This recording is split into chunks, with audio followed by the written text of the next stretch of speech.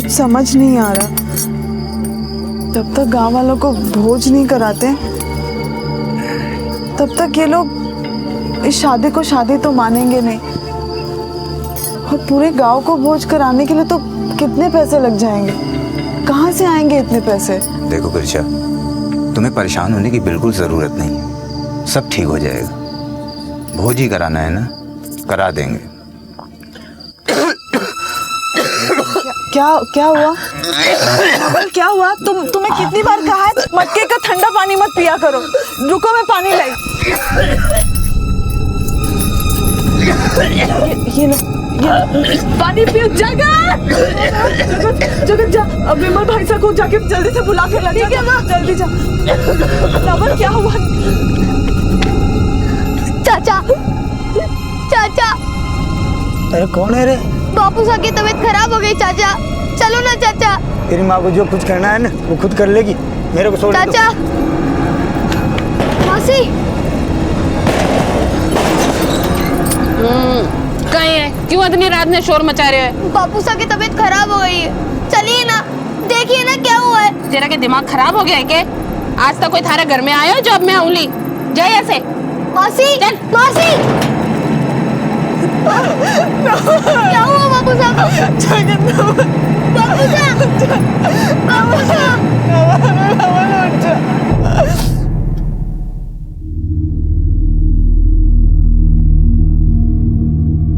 भाई मुझे तो चिंता हो रही है इस बच्चे की।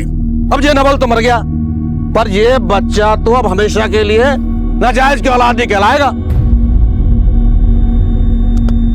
चलो भाई, चलो 4 लोग कंधा दे दो भाई। जब तक गांव वालों को भोज नहीं मिल जाता तब तक इस शादी को यहां कोई नहीं मानता। भोज तो करवाया नहीं किसी को, पर हाँ जोश ही जोश में वो काम जरूर कर गए जो सबके बाद में आता है, बच्चा। अरे बद्री जी, पुरानी बातों को भूल जाओ। अरे तेजरात खड़ा क्या है? चलो। रुको, कोई हाथ नहीं लगाएगा, कोई हाथ नहीं लगाएगा। और तब तक हाथ नहीं लगाएगा जब तक पूरे गांव को भोज ना करा दूं। ये मेरे बच्चे नाजायज नहीं है, मेरा बच्चा है। अब इस चिता को आग तब लगेगी जब मेरे बच्चे को उसका हक मिलेगा। पर गिरजा देख, जाओ यहाँ से, कोई नहीं चाहिए। चलो चलो चलो भाई, चलो चलो चलो।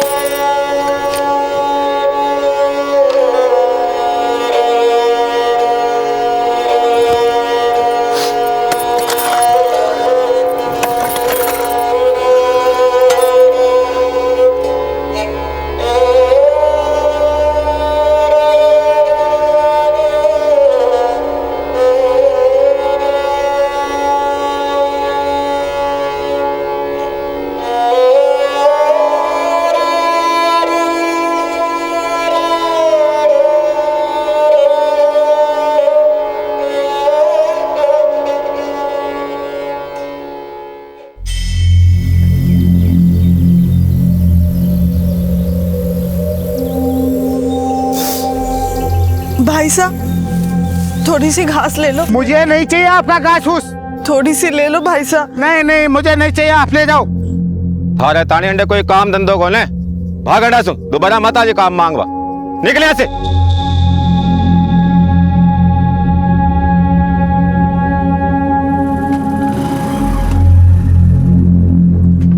कैसी हो गिरिजा? शिवराम बता रहा था कि तुम काम ढूंढ रही हो। देखो गिरिजा, मैं तुम्हारी मजबूरियों को समझता ही नहीं, उनका निवारण भी है मेरे पास। बस एक छोटी सी शर्त है। क्या मतलब? शर्त ये कि तुम मुझे समझो और मैं तुम्हें। ये क्या कह रहे हैं आप? अरे वही कह रहा हूं जो तुम समझ रही हो। हैं?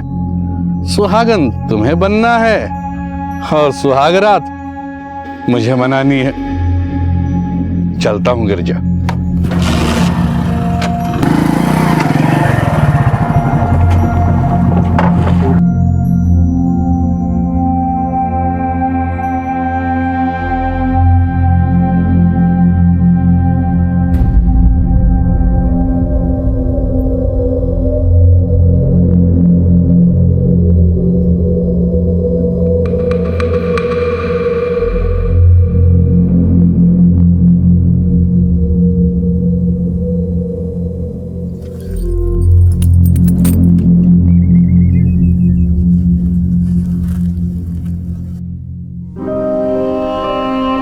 ये ढूंढ रही हो ना?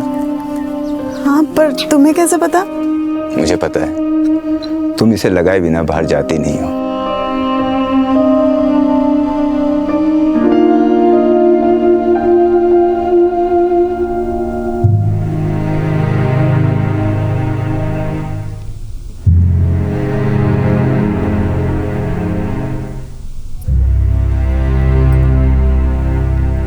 जिस सिंदूर की इज्जत तुम्हारे जीते जी किसी ने नहीं की,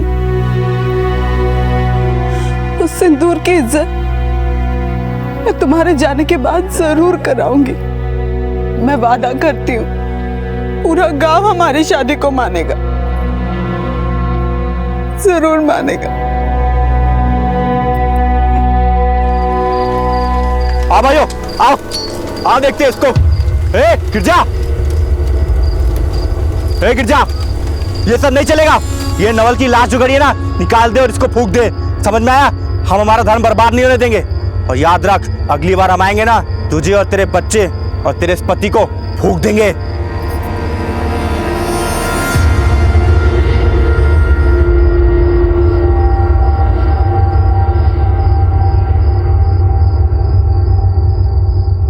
तुम्हें परेशान होने की बिल्कुल जरूरत नहीं। भोज ही कराना है ना, करा देंगे। जब तक गांव वालों को भोज नहीं मिल जाता, तब तक इस शादी को यहां कोई नहीं मानता। ये बच्चा तो अब हमेशा के लिए नाजायज की औलाद ही कहलाएगा।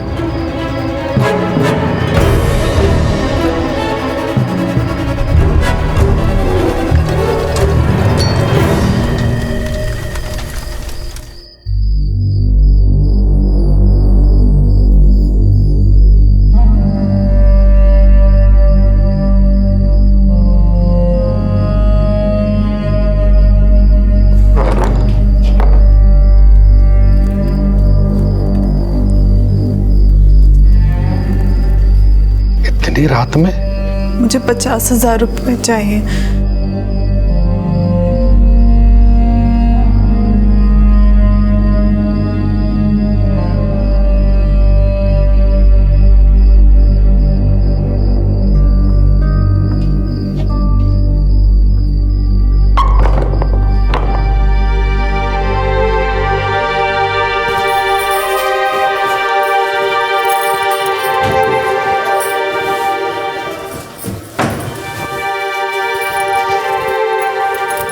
ये लो, ये 25,000 रुपए। 25,000? आपने तो 50 कहे थे। तो मैं कब मना कर रहा हूं? इन पैसों से पहले तुम शादी कर लो। कल तुम सुहागन बनोगी और सुहागरात हम मनाएंगे। फिर ले जाना बाकी के 25,000 रुपए भोज के लिए।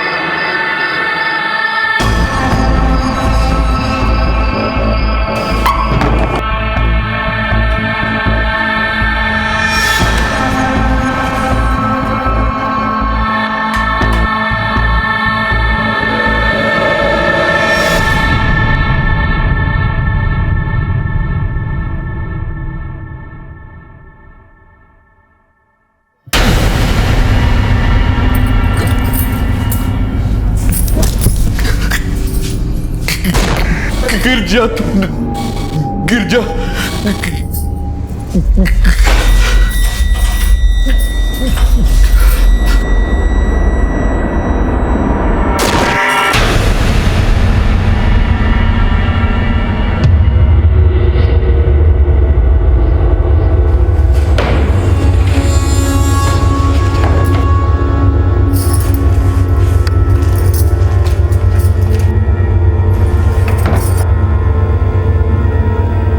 बापू साहब,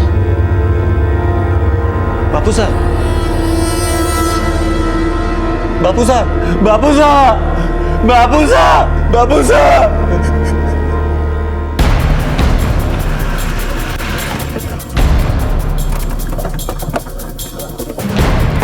रास्ता दीजिए, रास्ता रास्ता दीजिए, रास्ता रास्ता।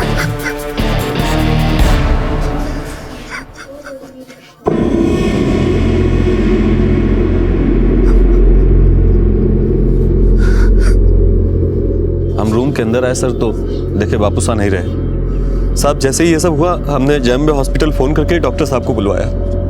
उन्होंने ही आने के बाद बताया कि अब बापू साहब नहीं रहे। वो ये भी कह रहे थे कि किसी ने उनको जहर दिया है। किसी पे कोई शक? शक? हमें पूरा यकीन है सर। नवल की बीवी गिरजा करा कराया है ये सब करके भागते हुए देखा था हमने उसको यहाँ से।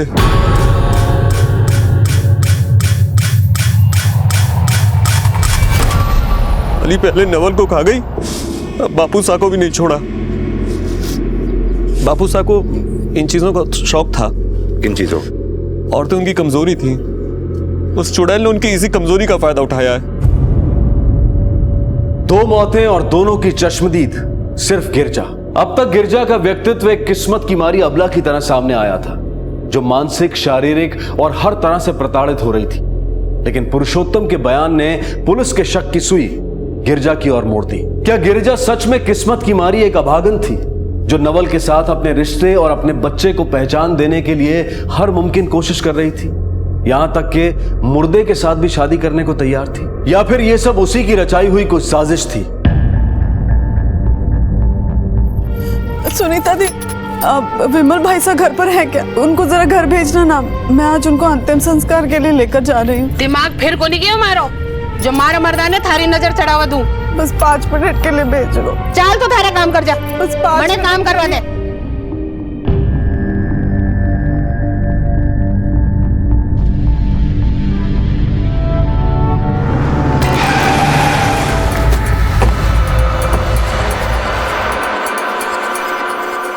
अब तुम्हें 4 कंधे तलाशने की कोई जरूरत नहीं है गिरजा, क्योंकि लाश अब शमशान नहीं, जांच के लिए हमारे साथ जाएगी। कुछ सवालों का जवाब भी चाहिए हमें तुमसे। ले चलो।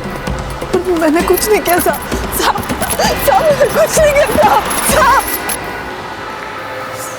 साहब, ये सच है कि मेरे और बद्री के बीच में ऐसे संबंध थे,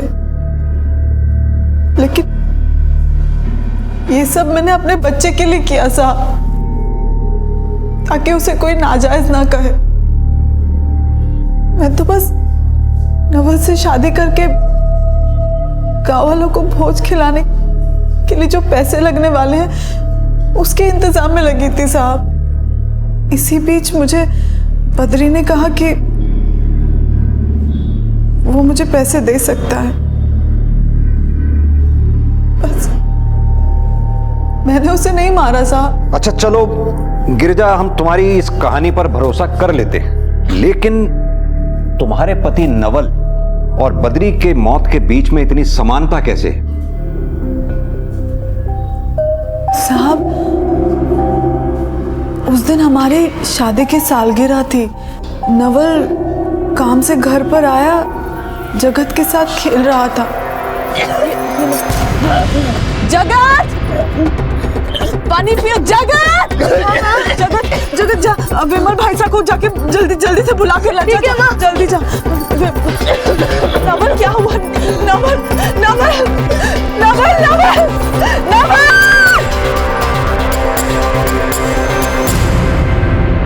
देखो गिरजा, अभी तो हम तुम्हें जाने दे रहे हैं, लेकिन अगर एक भी सबूत तुम्हारे खिलाफ मिला तो तुम्हें फिर यहां आना पड़ेगा।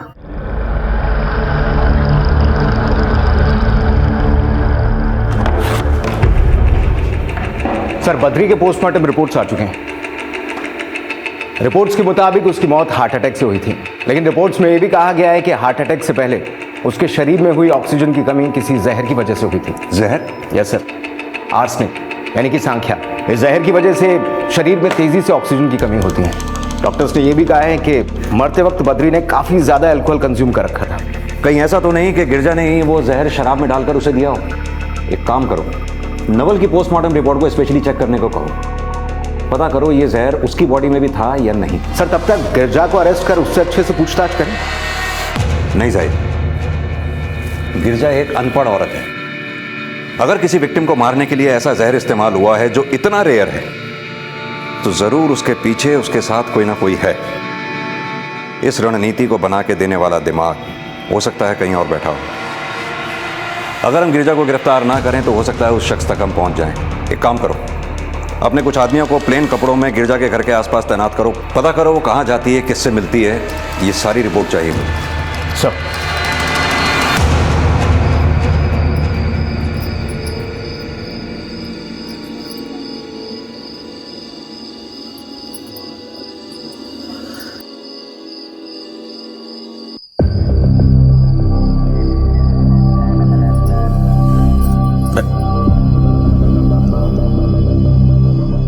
देख गिरजा, गांव वाले नहीं मानेंगे जब तक उनके पेट में भोज का खाना नहीं पहुंचेगा। तेरा पति अर्थी तक नहीं पहुंचेगा। पर तू दिल छोटा ना कर, मैं तेरी मदद करूंगा। मैं तुझे पैसे दूंगा गांव वालों को भोज कराने के लिए। पर हाँ, इसके बदले तुझे मेरा एक काम करना पड़ेगा। कैसा काम? तुझे फिर से एक बार ब्याह करना पड़ेगा बद्री से। मैं ये सब नहीं करूंगी। अरे अपना नहीं तो कम से कम बच्चे का तो सोच। देख, ये मत सोच कि लोग क्या कहेंगे। वैसे भी वो लोग तेरे को सती सावित्री नहीं समझते, समझ रही है?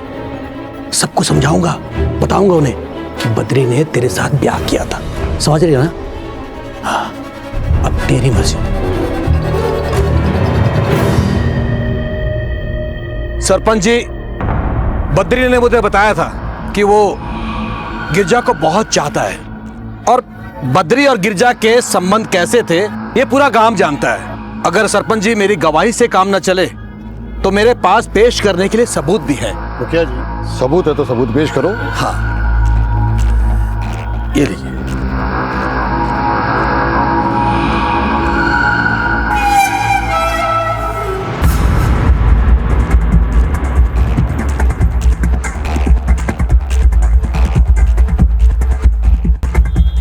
मुखिया जी, इन फोटो को देखने से पता चलता है कि बद्री और गिरजा के बीच में गहरे संबंध थे, और हमारी तो राय ये है बद्री और गिरजा की शादी करा देनी चाहिए। क्यों भाइयों, आप सब लोग सहमत हो? जय हो।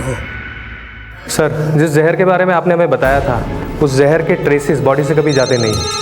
सर, इस बॉडी का हमने क्लोजली इंस्पेक्शन करा है, और इस बॉडी के बालों और नाखूनों से हमें आर्सेनिक के ट्रेसेस मिले हैं। व्हाट? सर, क्या बात है भाई? सर, गांव से मनीष का कॉल आया था। उसने कहा कि गांव में गिरजा की शादी बद्री की लाश से होने वाली। राम नाम, राम नाम, राम नाम, राम नाम, राम नाम। और ये जो काम हो रही है बहुत गलत हो रही है। बिल्कुल गलत हो रहे हो। राम नाम, राम नाम, बिल्कुल ठीक है। आज नहीं छोड़ेंगे। राम नाम, राम नाम, राम नाम, राम नाम, नाम। पुरुषोत्तम, अर्थी ने नीचे रख। ये पंचायत का हुक्म है, बद्री और गिरजा का ब्याह होएगा। अर्थी उठ चुकी है, वापस जमीन पर नहीं रखी जा सकती। अरे कैसे नहीं रखी जा सकती? सारे गांव को पता है कि बद्री और गिरजा का संबंध था। अब गिरजा बद्री से ब्याह करके अपना कलंक धोना चाहती है, और यही पंचायत का हुक्म भी है। अरे ये उस गिरजा की चाल है, बापू साहब की संपत्ति हड़पना चाहती है वो। देखिए, हम शमशान जा रहे हैं, हमारा रास्ता मत रोकिए। ये बात है तेजराज, हाँ। जैसे नहीं मानेगो। पंचायत का हुक्म है और हम हुक्म मनवा के रहेंगे। चलो जाओ। अरे लेकिन मुखिया जी ऐसा कैसे हो सकता है? अरे कैसे नहीं हो सकता, ऐसे ही होगा। गिर जा।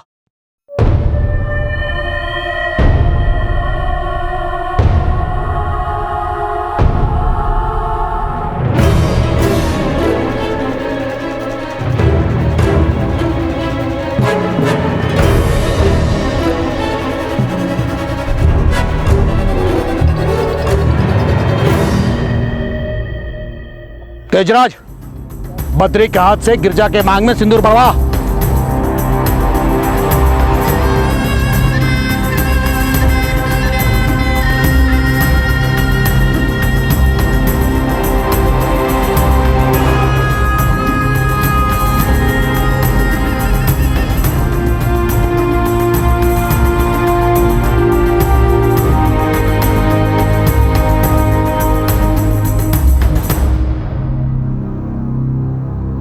देख पुरुषोत्तम, मुखिया का धर्म होता है गांव की मर्यादा का पालन करना, और मैं अपनी मर्यादा का पालन कर रहा हूं। मैं पंचायत से कहकर बद्री की संपत्ति के 2 बराबर हिस्से करवाऊंगा। आधा हिस्सा तुम्हारा और बाकी का आधा हिस्सा गिरजा का। अरे अब जो भी करना है मुखिया जी कर लो, मैं भी चुप बैठने वाला नहीं। इसका फैसला कोर्ट में होगा। और एक बात याद रखना, एक फूटी कौड़ी नहीं दूंगा। क्या हो रहा है यहाँ? क्या मामला है ये? और हाँ पुरुषोत्तम, तुम अपने पिता का शव ले जा सकते हो संस्कार के लिए। जी सर। देखो दरोगा जी, ये हमारे गांव का मामला है, आप बीच में ना पड़ो। मुखिया जी, कानून का मामला है ये। अब आप हमें बताएंगे कि हमें कहाँ पढ़ना चाहिए और कहाँ नहीं।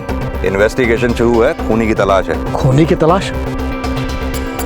बद्री का खून हुआ था क्या? हाँ, और बहुत जल्द पता चल जाएगा किसने किया। इस गांव में रिश्तों और प्रथाओं के नाम पर एक घिनौना मजाक चल रहा था। गिरजा की शादी फिर से एक मृत व्यक्ति के साथ होने वाली थी, और इस शादी के बदले में जो सौदा गिरजा के साथ किया गया था, वो सौदा था लोभ और लालच का। और इन सब के बीच बड़ा सवाल यह था कि नवल और बद्री के शरीर में यह जहर आया कैसे।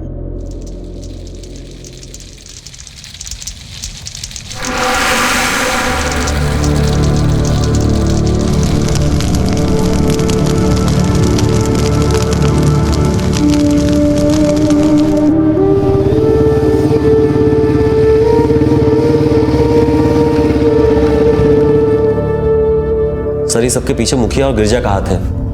बापू साहब जमींदार थे हमारे, बहुत पैसा था उनके पास, सबकी नजर उनके पैसे पे थी। ये मुखिया की चाल है सर। उसने गिरजा का इस्तेमाल करके उसकी मदद से हमारे बापू साहब को मार डाला।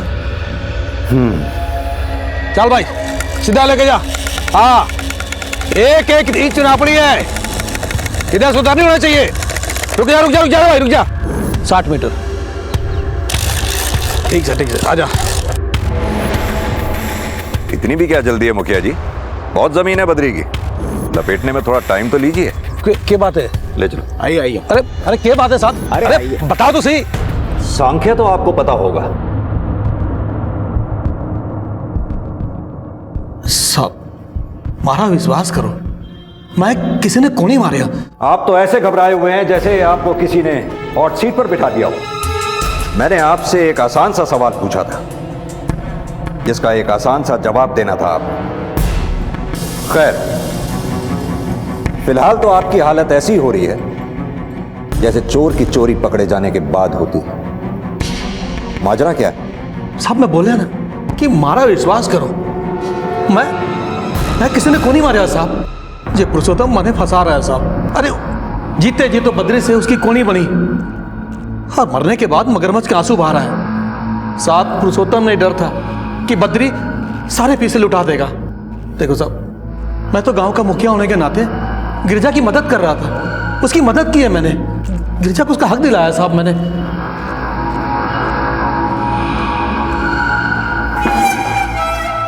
सर, मैंने गांव के लोगों से पूछताछ की, कुछ अंदर की खबर मिली है। कैसी खबर? सर, बद्री और इस श्रीराम में बनती नहीं थी। वो गांव का जमींदार था तो ये गांव का मुखिया, दोनों के बीच अहम की लड़ाई थी। कुछ लोगों ने बताया कि बद्री पैसे के बलबूते पर खुद मुखिया का चुनाव लड़ना चाहता था। मुखिया को तो कई तरह से खतरा था बद्री से। इस पुरुषोत्तम के बारे में कुछ पता चला? हाँ सर, अपने पिता की रंगीन मिजाजी से बहुत परेशान था। उसने कई बार उनको समझाया, लेकिन बद्री ने उसकी सुनी नहीं। नवल की मौत से गिरजा और मुखिया को तो फायदा है, पर पुरुषोत्तम को नहीं। लेकिन बद्री की मौत से इन तीनों का फायदा है। अपने आदमियों से कहो इन तीनों पर कड़ी निगरानी रखें, सादे कपड़ों में। तब तक हम एक काम करते हैं, पुरुषोत्तम और श्रीराम इन दोनों के घरों को तलाशते हैं। अगर इनमें से किसी ने भी उस जहर का इस्तेमाल उस मर्डर को प्लान करने में से किया है, तो हो सकता है हमें वो जगह मिल जाए जहां उस जहर के ट्रेसेस हों। ये लग गया अंगूठा तेरा पेपर पे, अब हो गया पक्का काम। चले, पर हाँ एक बात का ध्यान रखना, हमारे बीच में जो भी तय हुआ है किसी को पता नहीं चलना चाहिए, समझ गए?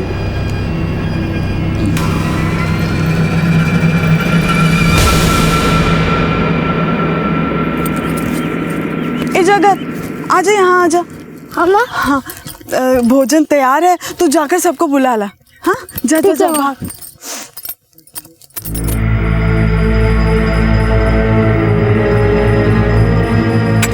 चाची क्या है? भोज तैयार हो गया चाची, माँ बुला रही है। थारे घर को भोज खार मरनो है के? जा हटे से। चाचा हाँ बोल। भोज तैयार हो गया, माँ ने खाने के लिए बुलाया। तेरा दिमाग खराब है क्या? पहले तो तेरी माँ तेरे बापू को खा गई, बद्री जागीरदार को खा गई, अब क्या पूरे गांव को ही खाएगी क्या? भाग यहाँ से, दोबारा आ गया तो टांग तोड़ दूंगा।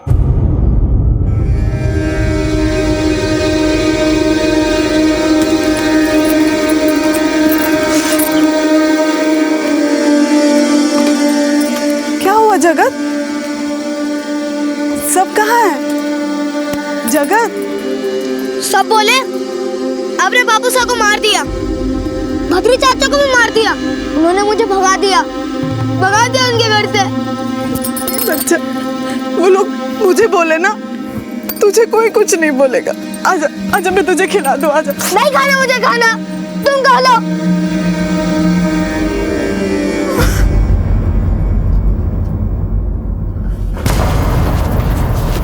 क्या हुआ इंस्पेक्टर साहब? कुछ नहीं, तुम्हारे घर की तलाशी लेनी। लेकिन देखो आप लोग। अरे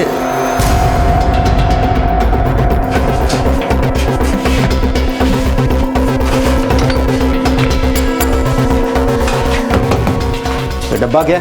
ये बापू साहब का कुछ सामान है। निकालो इसे।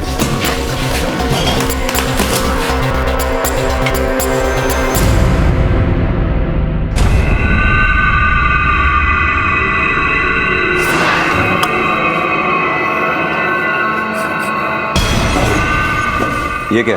सर ये पान डिब्बा है, इसमें वो अपने पान रखा करते थे और ये हमेशा उन्हीं के साथ रहता था। अभी हमारे पास रहेगा जी। वैसे ये पान मंगवाते कहाँ से थे तुम्हारे बापू साहब? जी वो चौराहे पे तेजराज की दुकान है, पान अच्छा बनाता है वो, उसका पान उन्हें पसंद था, वहीं से मंगवाते थे। ठीक है जाहिद, चलो ये ले आओ सामान।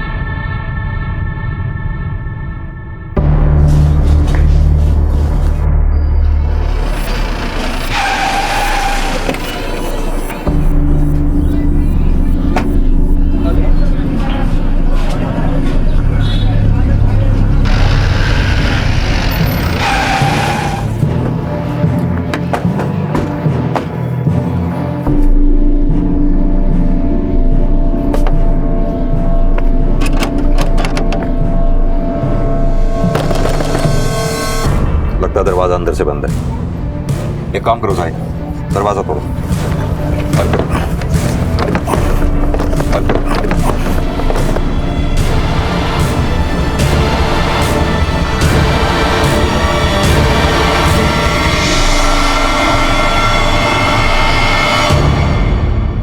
इसके मुंह से तो झाग निकल रहा है, जरूर इसे भी जहर देके मारा गया हो। बॉडी को पोस्टमार्टम के लिए भेजो। Yes sir.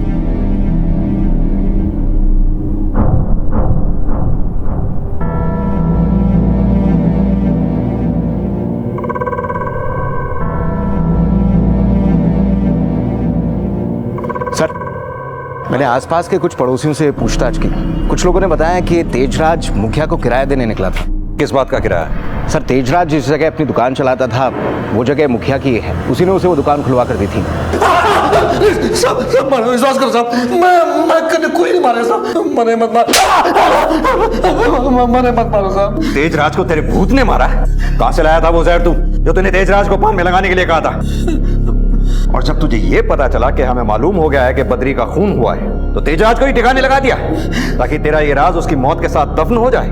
साहब मारा, विश्वास करो साहब, मैं किसी ने कोई जहर को नहीं दिया साहब, और ना ही किसी को मारने के पीछे मारा कोई हाथ है साहब।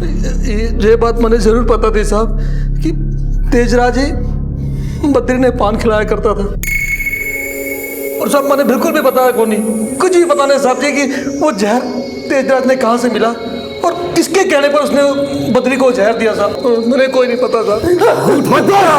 हमने तेरे कॉल रिकॉर्ड्स चेक किए, तूने सुबह सुबह तेजराज को कॉल किया था ना, क्या बात की थी उससे, क्या बात की थी उससे? साहब तेजराज ने पूरे गांव की खबर रहती थी साहब, मैंने उसे फोन किया था साहब ये जानने के लिए कि गांव में कोई नई खबर है या नहीं साहब। उसने मुझे बताया कि इस सब के पीछे वो गिरजा कहाँ पे साहब। मुखिया देख, अब किसी और नई कहानी के लिए वक्त नहीं है हमारे पास, समझा? सब कहानी नहीं है साहब, बिल्कुल सच कह रहे हो साहब। उसने मैंने बताया कि उस रात नवल जिस रात मारा वो पान लेकर गया था तेजराज की दुकान से। और तेजराज भाई, एक हमारा वाला पान बनाना। ये क्या है? अरे भाई इसमें किए थे पलंग तोड़ पान। पलंग तोड़ पान? साला शादी की सालगिरह आज मेरी है और मैं इतना थक चुका हूँ कि एक ढेला भी नहीं ला सकता। अरे तो इसे ले जाओ ना यार, वैसे तोहफा है भाभी जी का, पर काम तुम्हारे आएगा। लेकिन तुमने तो किसी और के लिए बनाया होगा। अरे वो बद्री जी के लिए बनाया था, तुम ले जाओ मैं देख लूंगा। ठीक है तेजराज। और साहब उसी रात नवल मर गया, और हाँ फिर दूसरे दिन उसकी बीबी वो पान का डब्बा भी दे आई साहब। डब्बे से जहर के ट्रेसेस तो मिले ही थे। एक काम करो जाहिद, एक टीम को साथ ले जाओ और गिरजा को फौरन थाने ले आओ। वक्त आ गया उसके पेट से भी राज बाहर निकाले जाए। और हाँ, श्री राम को तब तक बिल्कुल मत छोड़ना। जी।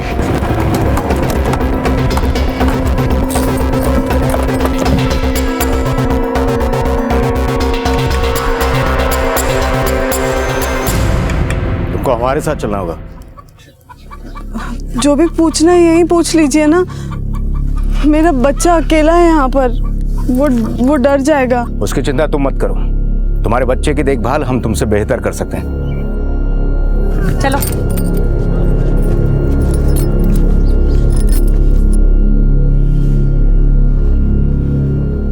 हाँ साहब, उस दिन नवल पान लेकर तो आए थे। देखो आज मैं क्या लेके आया। क्या है? पान। हाँ। आज हमारी शादी की सालगिरह है, तो मैंने सोचा क्यों ना पान खा के शुरू की जाए। मैं चाहता हूँ कि तुम अपने हाथों से पान खिलाओ।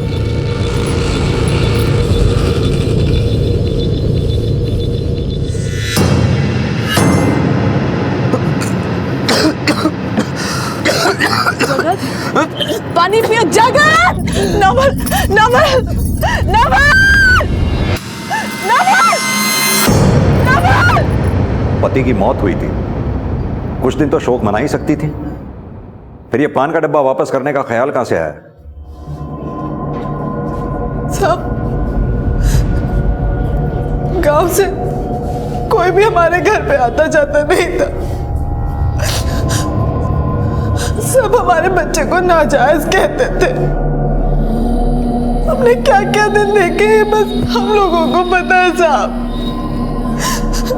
इसीलिए मैंने तुरंत उस डिब्बे को पान वाले के पास दे आई। जाहिद, श्रीराम और गिरजा की कहानियां जरूर अलग अलग हैं, पर मंजिल एक ही है, तेजराज पनवाड़ी। ये जरूर दोनों हमसे कुछ ना कुछ छुपा रहे हैं, नहीं चाहते कि हम तेजराज तक पहुंचे, ताकि इस मौत के राज पे पर्दा पड़ा रहे। सर, ये तेजराज के यहाँ जितने लोग पान खाने वाले आते हैं, अगर उन सबसे पूछताछ की जाए तो? Great idea. एक एक से पूछताछ करते हैं कि नवल और बद्री के साथ जो कुछ भी हुआ, ऐसा पहले भी कुछ हुआ है या नहीं।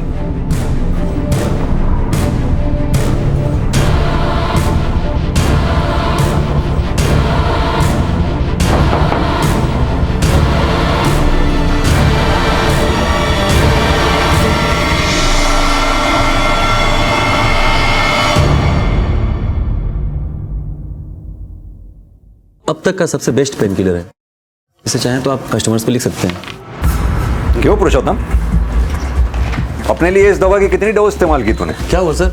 नहीं, वो क्या है ना, अपने बाप के मरने पे काफी दर्द हुआ होगा तुझे, दर्द कम करने के काम आई होगी ये दवा। क्या कह रहे हैं सर ये? कोई बात नहीं पुरुषोत्तम, तू हमारे साथ चल। आजा सर, आजा आजा आजा। बस अब और नाटक नहीं। तेरे घर से मिले डब्बे में हमें जहर भी मिला है, और जब हमने ये पता किया कि ऐसे डब्बे कौन बनाता है, हमें कोई नहीं मिला। शक तो तेरे ऊपर हमें पहले दिन से ही था। फिर हमने पता किया तेरी कंपनी के बारे में। ये डब्बा आपको कहां से मिला? ये डब्बा हमने अपने एम्प्लॉयज को गिफ्ट किया है। तुझे तो अपने बाप को रास्ते से हटाना ही था, तो तूने वो डब्बा अपने बाप को गिफ्ट में दे दिया, और साथ में डब्बे के अंदर दी उन्हें मौत। और फिर वो डब्बा जा पहुंचा तेजराज की दुकान पे, जहां वो तेरे बाप के लिए पलंग तोड़ पान बनाने वाला था। उसी रात अचानक नवल जा पहुंचा उस पान की दुकान पे। मरना तेरे बाप को था, लेकिन तेरे इस डब्बे के चक्कर में मर गया बेचारा नवल। और उसके बाद तूने थोड़ा वक्त लिया, सही मौका देख अपने बाप का काम तमाम कर दिया। तुझे पता था कि गिरजा को आसानी से बलि का बकरा बनाया जा सकता है, और ऐसा हुआ भी।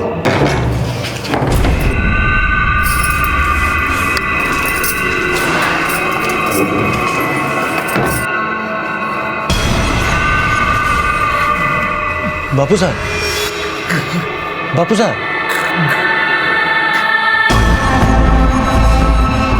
बापू साहब,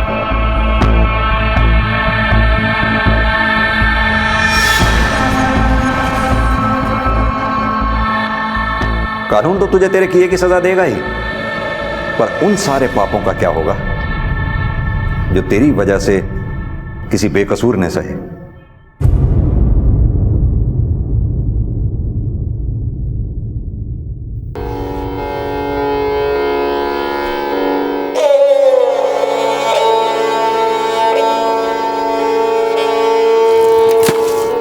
आखिरकार सच सामने आया।